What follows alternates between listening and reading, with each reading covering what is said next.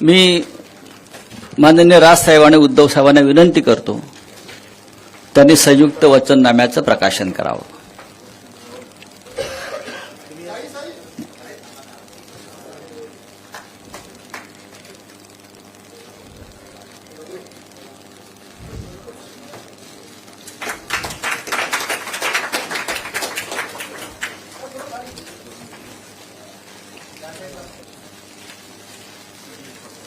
धन्यवाद. जय महाराष्ट्र. आता मला असं वाटतं की राजसाहेब राजसाहेब सुरुवातीला त्यांचं निवेदन करतील आणि त्यानंतर आपण